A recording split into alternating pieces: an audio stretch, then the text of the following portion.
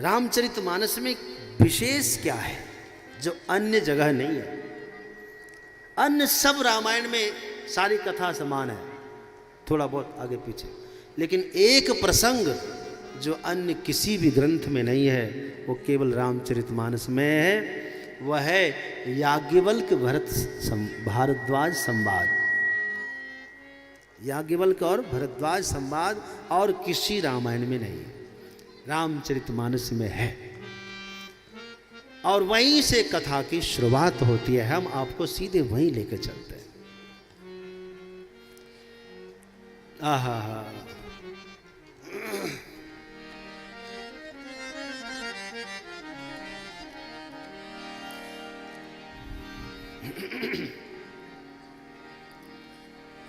माघ मकर गति रवि जब होई, माघ मकर गति रवि जब होई, माघ मकर रवि गति जब होई, माघ मकर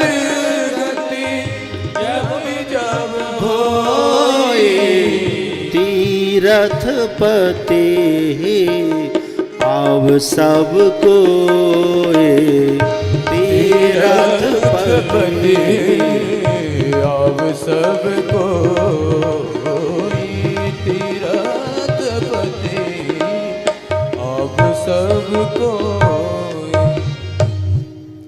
माघ का महीना और जब सूर्य मकर राशि में आता है और माघ का महीना भी पड़ता है, ऐसे 12 वर्ष में एक बार संयोग आता है जब वहाँ पर तीर्थपति तीर्थराज प्रयाग में सब लोग आते हैं। आइए महाराज जी, श्री प्रेमदास जी महाराज पधारो। आइए, इधर ही आइए।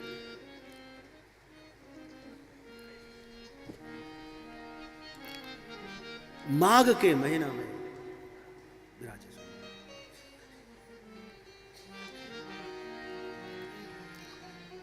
प्रयागराज में कुंभ का पर्व लगता है। आप लोगों में से कितने लोग हैं जो अब तक कुंभ का दर्शन कर लिए प्रयाग में?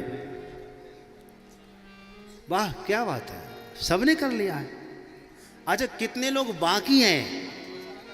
अच्छा, बहुत लोग बाकी हैं। अभी 2025 में 14 जनवरी से लेकर 14 फरवरी तक डेट भी निश्चित कर लो। 2025 में प्रयाग में कुंभ का पर्व लगेगा, अपना शिविर लगेगा। आप सब उसमें हृदय से पूरी उदारता से आमंत्रित है। हाँ, सूचना देकर आओ तो अति सुंदर, और बिना सूचना के आओ तब भी सुंदर। जाओ, बहुत उदार है हम लोगों का कैलाश आश्रम चैरिटेबल ट्रस्ट, बहुत उदार है। 12 वर्ष में ऐसा अवसर आता है। वहां करोड़ों करोड़ों श्रद्धालु आते हैं, न केवल मनुष्य आते हैं।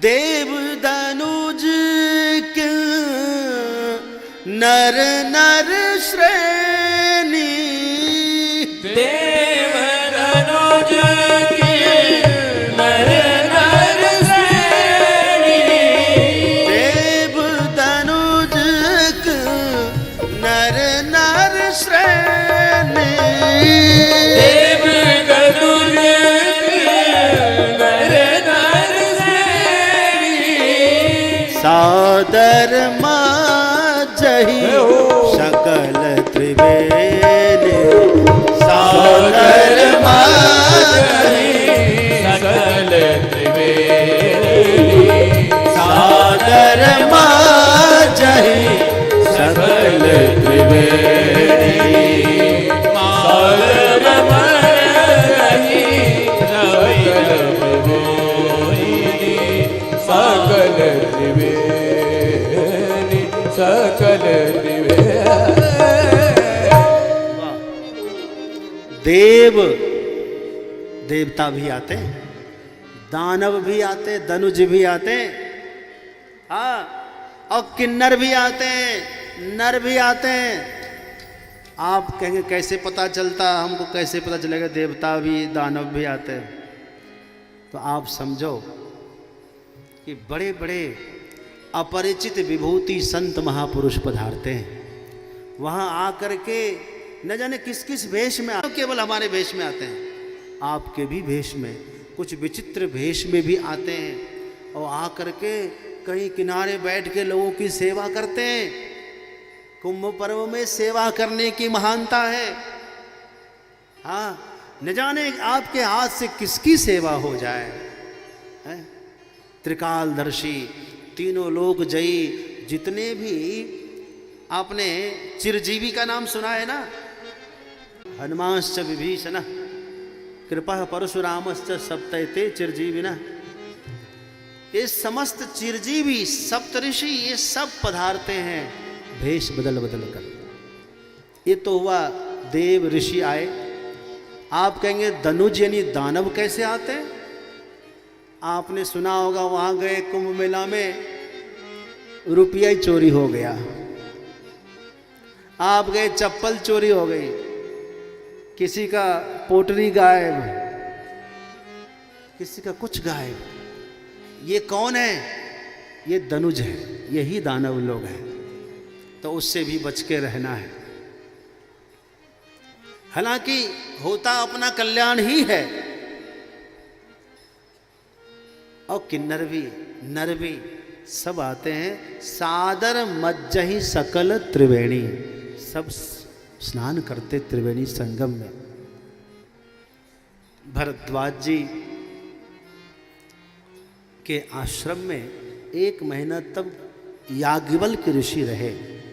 कुंभ पे पर्व पर आश्रमों में सेवा होती है, आप जानते हैं, सबके शिविर में सेवा ही होती है।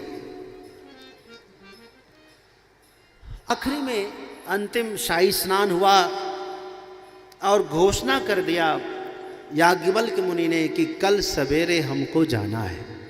हमारा यहाँ कल्पवास संपन्न हुआ, अनुष्ठान संपन्न हो गया। 1 महीने का वहाँ कल्पवास लगता है।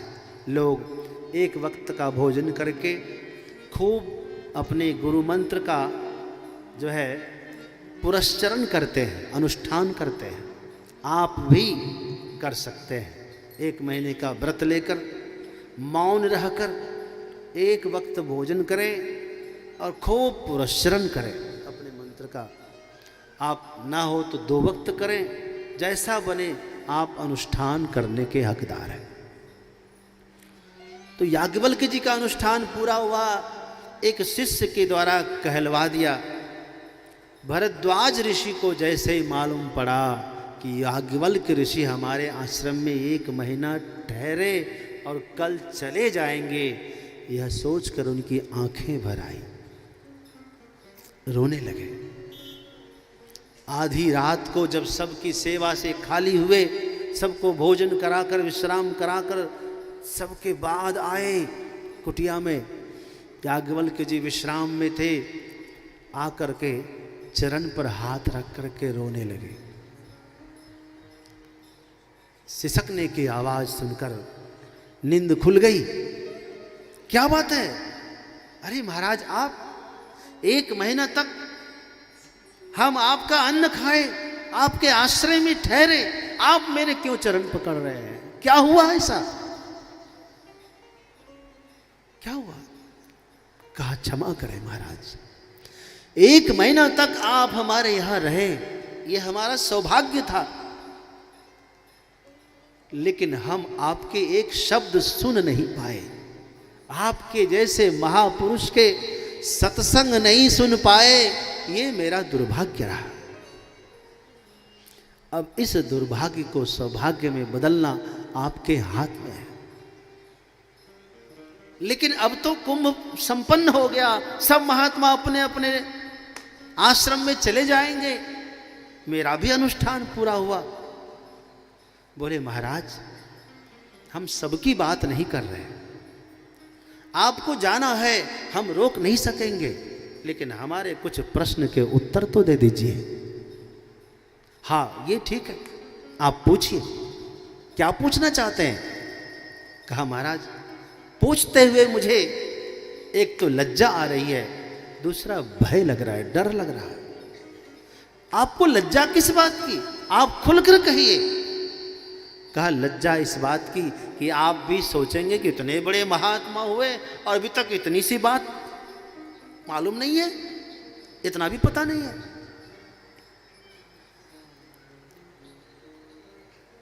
दूसरा, भय किस बात की? कहा, बोले भय इस बात का कहीं आप नाराज ना हो जाएं, क्रोधित ना हो जाएं। आप निर्भय होइए, मैं ना तो क्रोधित होऊंगा और ना ही मैं कुछ कहूंगा, आप बोलिए महाराज। बड़ा सुंदर। जब ये आश्वासन मिला तब उन्होंने पूछा है कि महाराज, मैं जानना चाहता हूं कि राम जी कौन है? हाँ, यही मुझे बता दीजिए कि राम जी कौन है, उनके बारे में बता दीजिए। क्योंकि हमने कुछ सुन रखा है कि एक राम अवधेश कुमारा, तिनकर विदित चरित विदित संसारा। एक राम जी तो अब अयोध्या नरेश के सुपुत्र हैं, राजकुमार हैं, उनका चरित्र तो सब जानता है। हाँ, क्यों? क्योंकि रावण ने उनकी पत्नी की चोरी की, भयहु रोष रण रावण मारा है। तो यही राम जी हैं या और कोई राम जी हैं? जाही जपत त्रिपुरारी, प्रभु सोई राम की अपर को जाही जपत त्रिपुरारी।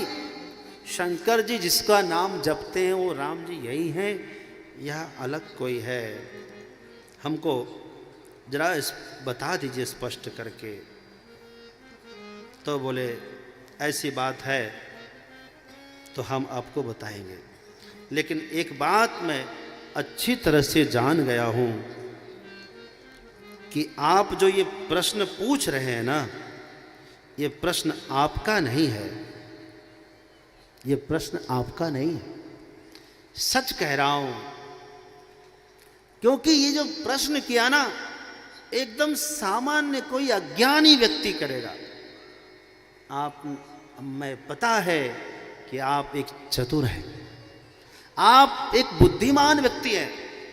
हाँ, और राम जी के चरणों में आपकी जो भक्ति, आपका जो प्रेम है, क्या आजी, क्या बात है। नागपाल जी फिर आएंगे ऐसा? हाँ, 1 तारीख को फिर आएंगे।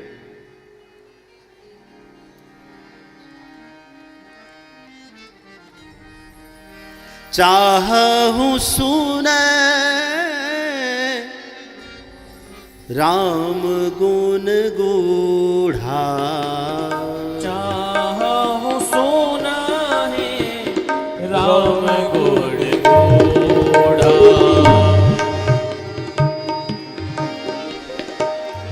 कीन्हु प्रश्न मनहु अति मूढ़ा, कीन्हु प्रश्न मनहु अति मूढ़ा। कीन्हु प्रश्न मनहु अति मूढ़ा, कीन्हु प्रश्न मनहु अति मूढ़ा। चाहूं सुने राम गुण गूढ़ा, हो चाहूं सुना है राम गुण गूढ़ा।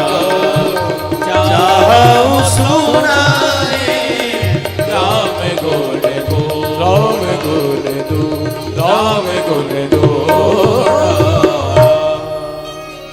कई बार क्या होता है ना, किसी के मन की बात निकालना हो तो थोड़ा घुमा के कुछ उनको उकसाना पड़ता है। क्यों?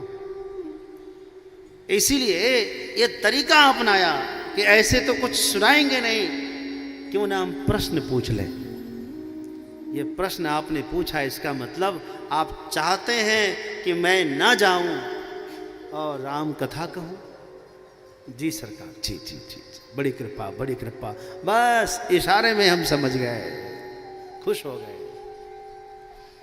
बोले महाराज एक बात कहूं, जैसे आपने प्रश्न किया ना राम जी के बारे में, ऐसे ही संशय किन्न भवानी, महादेव तब कहा बखानी।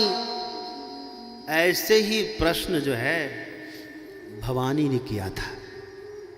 हाँ, और तब शंकर जी ने जो उत्तर दिया, जो समाधान दिया था, वो मैं आपको बताऊं? बोले हाँ हाँ चलेगा, ठीक है, मैं वही प्रसंग आपको सुनाऊं।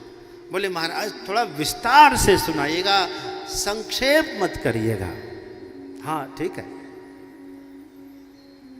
तो बोले देखिए, घटना ये घटी कि माता पार्वती पूर्व जन्म में क्या थी?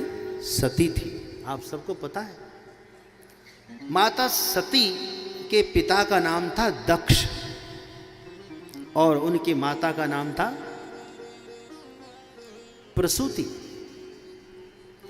माता प्रसूति और पिता दक्ष। उनकी बहुत सी पुत्रियां थी, लेकिन उनमें से एक थी सती, सबसे प्रिय, जिसका विवाह शंकर जी से हुआ था। विवाह तो हुआ था, लेकिन ये बेमेल विवाह था। बेमेल समझते हो? जैसे आप लोग कितना काट छांट करते हैं विवाह के समय में, कुंडली भी मिला लिया, ये भी कर लिया, फिर भी मन नहीं मिला। कितना कुछ देखना पड़ता है विवाह में। लेकिन इस विवाह में बहुत कुछ नहीं देखा गया। सबसे बड़ी बात तो ये थी कि मन नहीं मिला। श्रद्धा तो है, माता सती को शंकर जी में बहुत श्रद्धा है, अपार श्रद्धा है, परंतु कुछ पिता का संस्कार है उसमें, है ना। बेटी हमेशा बाप पर जाती है, याद रखना, और बेटा हमेशा माँ पर जाता है। उसके अंदर कूट कूट के उनका आशीर्वाद भरा होता है। आप देखना, बेटे को जितना प्यार, जितनी सहूलियत माँ देती है, पिता नहीं देता उतना। पिता जरूरत पड़े तो हाथ भी साफ कर लेता है, ठोक ठाक के पीट करके ठीक कर लेता, लेकिन माँ उसको भी रोक देती, नहीं नहीं खबरदार, मेरे पिता बेटे को हाथ मत लगाना। हाँ, ये सहूलियत दे करके जो बच्चे के हृदय में, मन मस्तिष्क में माँ के प्रति जो आस्था है वो प्रगाढ़ होती है बेटे के प्रति। और पुत्री को कौन देता है सहारा? पिता देता है। नाम है मायका, बोलती है ना मायका। आपका मायका कहाँ है? लेकिन ये नाम सही नहीं है, सच बताता हूं। माँ यदि गुजर जाए तो भी पुत्री का सम्मान मायके में कम नहीं होता, लेकिन जिस दिन पिता गुजर जाता है उस दिन पुत्री का सर्वस्व खत्म हो जाता है। बेटी को लगता है जैसे खबर आ जाए ना कि पिता नहीं रहे, तो बेटी भागे भागे आती है पिता के घर, लेकिन उस चौखट पर जाते जाते वो गिर जाती है। ये चौखट आज से मेरे लिए पराया हो गया। यदि माँ हो भी तो भी वो माता कुछ कर नहीं पाएगी, क्योंकि भाभियों का अधिकार होगा, भाइयों का अधिकार होगा, वहाँ बहनों का नहीं चलेगा। लेकिन जब तक पिता होता है तब तक वो राज दुलारी, राजकुमारी, हैं, प्राणों की प्यारी ही रहती है, लाडली ही रहती है। वो उसको पिता का भरोसा होता है। माँ से ज्यादा भरोसा पिता पर होता है। उस पुत्री को लुट जाता है सब कुछ।